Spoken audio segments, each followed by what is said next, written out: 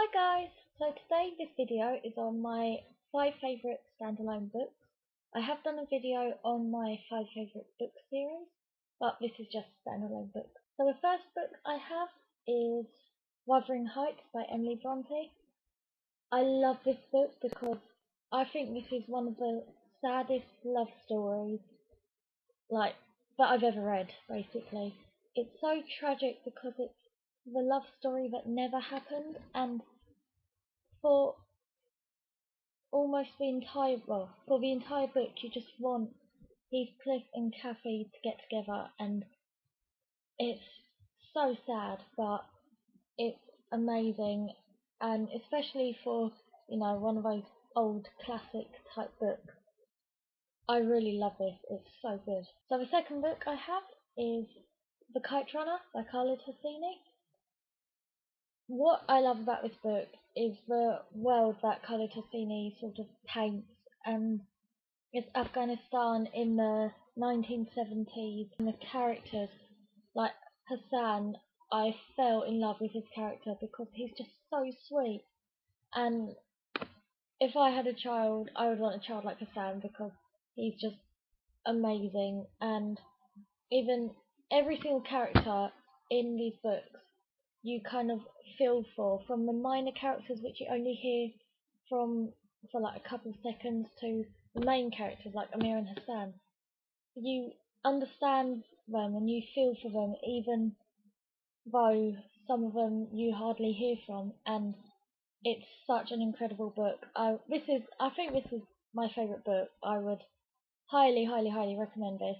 He also wrote A Thousand Splendid Suns, which is really good, but I prefer The Kite Runner. I just think this book is incredible. The third book I have is The Book Thief by Marcus Zusak. And what I love about this book is that it's so different to anything I've ever read before, literally.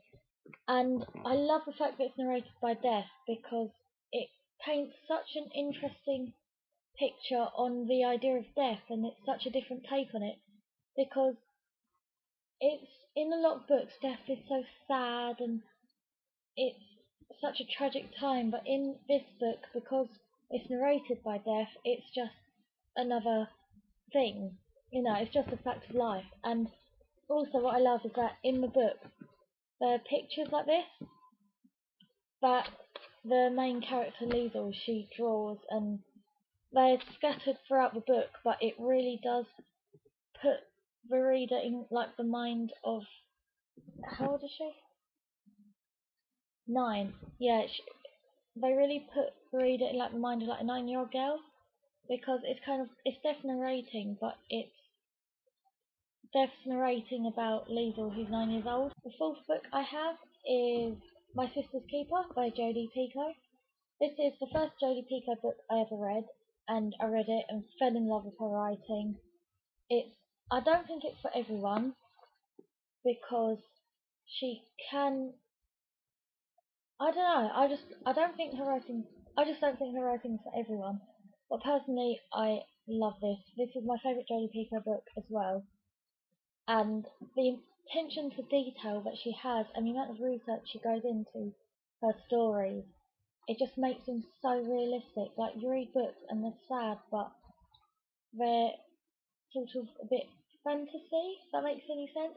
But this is so realistic. It really makes you think that loads and loads of people around the world every year actually go through this sort of thing, and it just makes it that much sadder and that much more incredible. And the final book I have here is Sarah's Key by Tatiana Dorosny.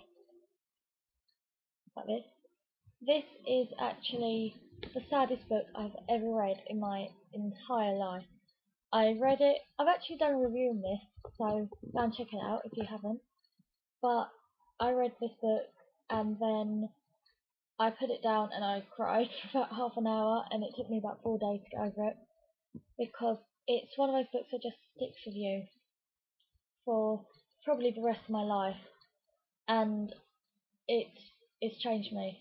It actually has. It affected me so much, and it's quite short. Well, fairly short. It's not a huge book, but it's such a powerful book.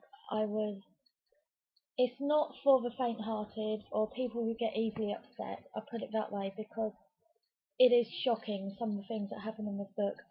But oh my god, what an incredible book! I always find the best books are the books that move you and the books that stick with you for a long time, where even many years after you've read them, you still go back to talking about them and you still get them out of your book cupboard and just look at them or read them over and over again. And that's why I picked these books.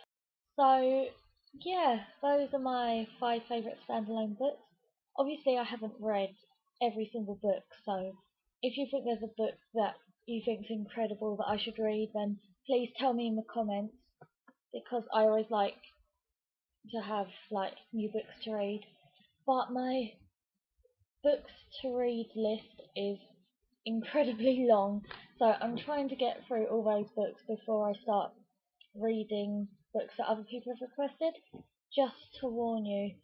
So yeah, like I said, I might take me quite a while because I've got a list that just keeps on growing and it's getting a bit out of control actually. So I really should try and keep it down a bit. But anyway, I hope you enjoyed that video. I've got a couple of book reviews coming up soon, so keep a lookout. And the Playing with Your Emotions book tag I've got coming up soon as well. So keep watching my channel, and yeah, I'll see you next time. Bye!